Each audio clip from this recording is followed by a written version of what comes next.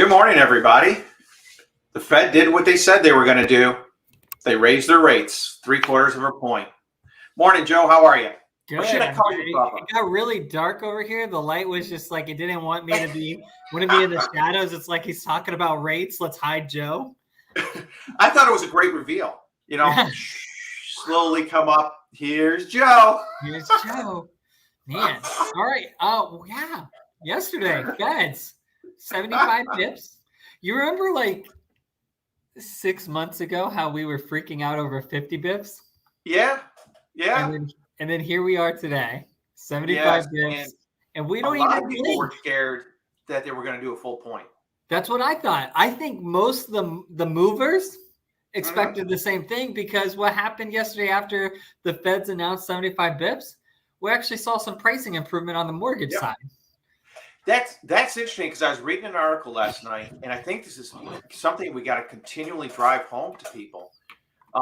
It was in the mortgage news, the one we look at every day. Yep. Saying that oftentimes the Fed's rate adjustment actually improves mortgage rates overall, for a day or two, and just explaining that, hey, the Fed rate and mortgage rates are two different things, and they're not totally they're not really tied together as much as everybody tells you they are. Yeah. And it's hard, because sometimes I was out showing at a builder with a young couple yesterday, and the first thing out of both builders' mouths is, well, the Fed's increasing rates again, so you don't want to delay. And you're like, well, that's not how it works, and they look at you like, it's like, well, it's not, I'm sorry, it's not how it works, and we've mentioned this multiple times, and I tell every one of my clients, you want to know what rates are? Follow the 10-year Treasury now. Yield goes up, rates are going to go up. Yield goes down, rates are going to go down. That's how everything is tied. Yeah. Yeah. And that's because that's the easiest way to track it. It is, because the Fed rate is, quite honestly, it's just the overnight rate, banks lending to banks. It's all a game. The Fed rate is a game. It is. And I guess, I've kind of, like we were talking earlier, this week's been kind of frustrating. And oftentimes it's a lot of things like that, little things that frustrate me. It's like, tell the whole picture, not that little tidbit. Tell people really how things work,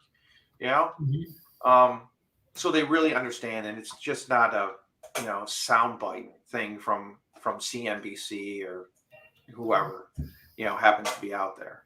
So, and then the other thing came out with the Fed yesterday, and this is where I find them in a double speak, is, we're going to be aggressive. We're going to be aggressive. Yep. But if you were aggressive, you would have done the one. Right. You actually would have done 1.5 if you truly wanted to be aggressive. Yeah.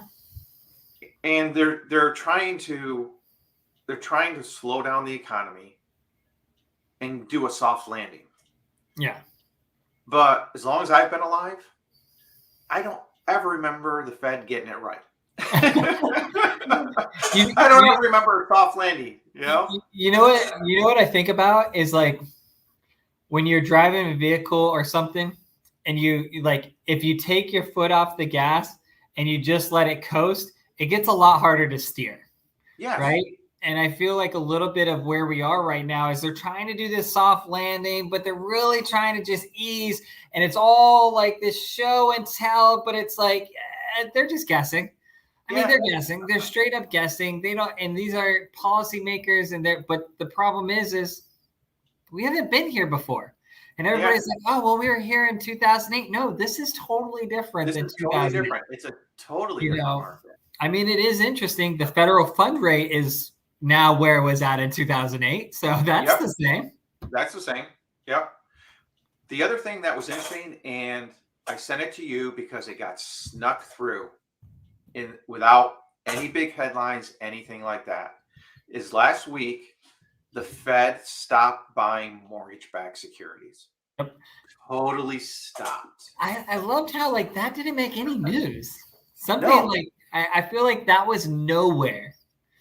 The only reason why I got it is because I watched this one channel, Wolf of Wall Street, and he usually gets those kind of funky art. He does those funky articles and the news that kind of stays out of the headlines. Mm-hmm. And I saw that and I'm like, wow, because you think about it, for the past, was it 2.5, almost 3 years, if not longer, they had been buying a lot of the mortgage-backed securities. Yep. And by buying those mortgage-backed securities, they were buying a majority.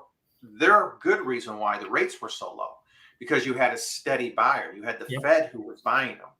Yep. And that's, quite honestly, that's a type of quantitative easing, Mm-hmm. because they're buying them. So now what they're doing is they're not buying anymore. What they were doing is, as people refied, they would fall off the sheet, off the balance sheet. Yep. So now they're just going to let them slowly roll off the balance sheet. Mm-hmm. They still got, I think, like $2 trillion worth, something like Mm-hmm. that. Excuse me if my number's wrong, but they'll let those roll off the balance sheet. They're not going to buy anymore. The thing that tells me is, I don't really think we'll ever see the 3%, 2.5% that we saw, because we don't have, unless the Fed comes back into the mortgage-backed security, because they feel that they've done too much damage to the housing market, and starts buying again. Yeah, where I feel we may see something is, I feel like we may see them enter back, and maybe we get down to around the 4s again. Like that's what I kind of see, is if they enter back, it'll be like we get down to the 4s, and then we go back up, and then we get down to the 5s, and then we'll go back up, and then we'll level out wherever we end up at leveling out. But I think we're probably, I can see long term that where we are today could be long term for the next, we can be somewhere in this realm of 6 to 7 range for a while now. Which actually, they're not, again, they're not bad rates historically. Yeah. Mm-hmm. They're really, really not bad rates. And it's we're seeing the market. Orlando's just been so consistent, and we'll see that in the numbers a little bit later. Yeah. But you're seeing parts of the nation, and especially out west, where California, Utah, which went through Idaho, went through some of the biggest jumps. They're actually starting to pull back on price. They're seeing a 2-3% pullback on their prices, and that's just the start. So you kind of want to see rates level out. Because it at the current pricing, people can still buy homes. They can still buy homes. And I think you and I had talked to a prospect, and I've talked to a couple others who are renting currently. Mm-hmm. And here in Orlando, I think they're in a 2.2, and another one was in a 2.2, one was in a 3.2. There wasn't one of them with a rental payment under $2,500. Yeah. And I'm just like, really? Yeah, right. Wow. Rent is, we all say it's out of control, right? It's a supply and demand piece. In Florida, we don't have rent control like you have in a lot of areas. But I think, I think what you end up seeing is, well, in Florida, we're seeing the perpetuation of we still have a housing shortage. It doesn't matter that rates went up. There's still a need for housing, which means rent is going to continue to climb. Because all you got to do is drive around the whole loop, 417 around 429. And, there's, D.R. Horton's got 70 developments in the Central Florida area. I was like, wow, that's nuts. But your starting point really is around that $400,000 mark. So when you look at it, it's like, okay, it pretty much evens out to where the rents are. Mm-hmm. When you look at the principal, interest, taxes, and insurance, I think we had calculated one up, and it was what, $2,500, mm-hmm. but you get to own your home. No neighbors above you, below you. Yeah. So I think renters really need to start looking, and if you are renting out there, call us, because we'll put together a plan for you. And I think that's what we saw with one of our prospects is they were a little nervous to even talk because unfortunately, they've had some, had some credit marks here, credit marks there. But until someone takes you on that road, gives you the roadmap, Yep. a lot of these people just don't know how to get themselves in a position to buy. Yeah. And I know that's one of the joys that you and I get is when, and quite honestly, it's the biggest joy is when you take someone who's had that difficulty, wants that house, and you sit down with them and you put out that roadmap for them. Yep.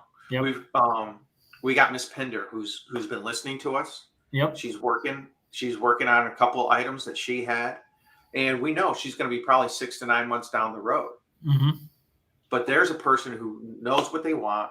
They just needed some help, and no one had ever helped them. You and I sat down with her and put together that, okay, this is what you need to do. Now we're going to check in with you in 3 months to make sure you're doing exactly what you need to do. And she's like, okay. And they're going to be ready. Hey, it may be 9 months down the road, but who cares? You're getting these people into a house. Exactly. So that's kind of where the Fed is. It's one of those things. We're probably going to see rates shift a little bit up and down, but wanted to bring up some good news, and everyone needs to call Joe because it's very important. According to Realtor.com, okay, next week, starting Siri Sunday, here. Let me know if I September 25th Apparently Siri wanted to through find it. October 1st is the best week to buy a house. Best week? The best week to buy Best a house week. during the year nationally is September 25th to October 1st. I think it's important. Yeah. So you need to call Joe, get your pre-approval, call me, and we'll be out on. Well, I can't go on Sunday. It's my wife's birthday. Well, we'll figure it out on Monday. Well, we'll figure it out anyways. So we may have to go Monday. We got a whole week. It doesn't have to be on the 25th. We got the whole week. Right? Easy. The whole week. So just know that we got you covered. All right. And that's we got to get you pre-approved and get you out there. Rates are stabilized. If you're renting, stop renting. So that is our good news point for the week. Yep. Dan. So let's hop into the numbers for the week. We had a bounce back. We jumped back up to 500 sales for the week, which we had talked about. We had Labor Day last weekend. So, we probably lost. That's one reason why we probably lost a little bit. Oh. Our median price actually went up a hair. Our days on market is holding steady right at that 32, 33 days. So when we get into the actual numbers, we're still seeing some good discounts off of original list price. You can see right here, on average, we're seeing about a $25,000 discount. And if we go into where most of the houses are, which is your $300,000 to $400,000 mark. Yep. We're seeing, roughly overall off the original list price, we're actually seeing almost a 5% discount. So if you're looking at a $400,000 house, you're seeing about a $20,000 difference from what it originally lists at to what it's selling for. Yeah. So and pretty much what we're seeing a lot of is after that initial couple weeks on the market, you're starting to see the prices. They're starting to do the drop. Gotcha. That $5,000-$10,000 drop. So it still gives you room to negotiate. And we're holding steady at what really the 5-year average is for Orlando, which is 33 days on the market. Same thing here. In that $300 to $400 range, we're 32 days on the market. That just means buyers have a little bit more time to go and really look for what they want. And the best part is our inventory's holding steady. Whoops. Where did the inventory go? Here it is. Okay. So our inventories continue to hold steady. We actually went up about 70 units over last week. Okay. But relatively steady. Relatively steady. Orlando is just a steady market, and historically has been. Yeah. It makes me feel good. It gives me some reassurance that we're not going to be the big dip in this housing correction that's happening right now. Yeah. So yeah, I definitely agree with you on that one. I think that there's going to be markets and areas, and we kind of talked about this before, where during the housing collapse of the early 2000s and such, we kind of watched California kind of escape. I say escape. They felt it, but they didn't feel like the rest of the nation did. Right? They grew and rebounded very, very quickly. I think we're going to be that area, and the reason why is so many people were moving to California. Well, now Florida is that state. Yep. Yeah, we definitely are that state. And you kind of look around, and one thing you're not seeing the builders pull back on their developments. There's still some rather large transact. Pulte just acquired one of the biggest lots in Mount Dora to do new building. Who was it? I think D.R. Horton acquired some new stuff up in Tavares. I mean, the space for the new homes is getting spread out quite a bit. There's not a lot of land left in Orange County and Seminole County. Yep. But the outskirts, the Davenports, the Claremonts, Mineola, those areas are still there's still room for plenty of growth, and you're still seeing the builders. And that was one thing, in the 2008s. I mean, the builders literally just dropped their hammers and their saws and walked away. Yep. And they haven't done that. And you don't get the feeling that they're going to do that. Yeah.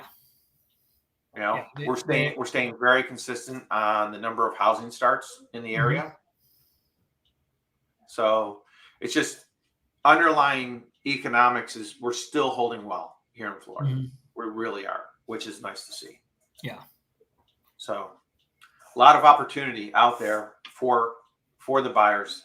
Which I think you're going to be doing a separate live. You're going to be doing a separate video about new builds in Central Florida and the opportunities for buyers with that. I think if you're someone that's thinking about buying and building still in this community, you need to be checking out when Brenden goes live for that one. And I know you'll get details out on that. Yep. So that's our market. Staying slow and steady wins the race, as they say. That's what it is right now. It's not been as much excitement as it could have been yesterday with the Fed announcement and everything. Held pretty steady. I'm hoping we see a little bit of a stabilization on rates. They've been kind of very aggressive in their climb up, but this week has been relatively soft. I think most of it got priced in at the 0.75. If they had gone to the full point, I think we would have seen worse pricing. A little bit of craziness. Yeah. But the numbers over the next couple months, I think, are really what's going to determine how far they go. Yep. Yeah. If we can see a drop, you got to see at least a couple percentage drop in inflation. And that's going to be. We saw gas prices go back up this week.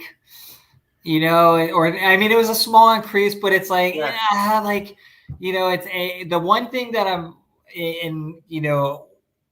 What's going to be interesting is with everything going on right now, we may have the mixture of a late season tropical system enter the picture, which that could have, and this is the crazy part. These are the things that a lot of people don't realize is let's say right now it's in like the South Caribbean or whatnot. It's supposed to be something like that. Yeah.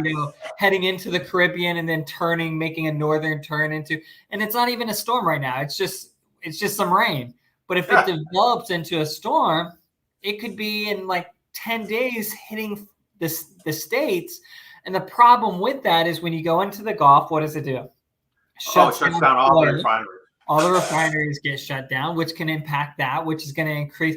Like when you already have a tax system that we kind of are right now, that's challenging and bracing with inflation. We really don't need. We need it to like not do anything, and dissipate and go away. I don't know if we will. We've had a really, really quiet season. It has been very quiet so far. And Florida, quite honestly, the past couple of years, we've been very fortunate. I mean, I think it's been almost 6 years since the last storm that's hit Florida, major storm. I mean, there's been some tropical storms and such, but that's just, in Florida, if it's not a 2 or higher, it's not here, right? So, but we're in a situation where I don't want to see that, but those would be some really interesting economic pieces to see how can a storm impact it. Like those are the things that I think right now would have a bigger impact on a inflationary number nationally because our system's taxed right now. Across the world with everything with Ukraine, with supply chain, all these different issues. You throw in a storm that disrupts things for a week, it can have a much longer residual impact than a storm normally would. So that's true. Hopefully it stays away. Hopefully it's nothing and we don't have anything to worry about. Hopefully it just goes away altogether, and it doesn't build into anything. But, if it does, this is where, Brenden, you and I take the time to look at these things and go, how do these things impact us? How does it play into the bigger picture? Because, a year ago, if you were to talk inflation, the feds were still saying, inflation is transient. Like it's transitory. Don't you love that word? It's good. It's like a fish out of water. It's there, but it's just flopping around. But now now it's a big problem. Yep. So it's interesting to see that. So I think I think for us it's going to be interesting the next couple of weeks to see if something happens with it. But hopefully nothing, and hopefully we start to see inflation numbers go down a little bit. But if they do go down, I don't think it's really much of the federal fund rate being bumped up. That might help a little bit, but the federal fund rate would need to be like at 7% right now for it to really have an impact on inflation. Yeah. And like you and I talked earlier, it's I understand they say they're not political, but there's politics involved. There always is. Yeah. And just this whole idea of a soft landing is like, okay, you got the plane, you got this huge crosswind, coming at you, and you're trying to, cut through it to land. And it reminds me of, I was with my buddy, he had a Cessna, we're coming into Atlantic City, and we had a crosswind, and he was trying to, do a soft landing, and I thought we were going to flip. The wind just burst underneath us. And that's kind of how you feel. It's like, let's just get it on the ground. Let's just get it on the ground, please. Just get it on the ground and everything will be fine. Yep, exactly. So, all right. Well, thank you, everyone. We'll look forward. You're going to be out next week, right? Yes. Next week I'm out. Like you're going to be flying solo next week. Okay. I'll cover you. It'll probably be the best episode. All right, man. Take care. Have a fantastic day. All right, rock it.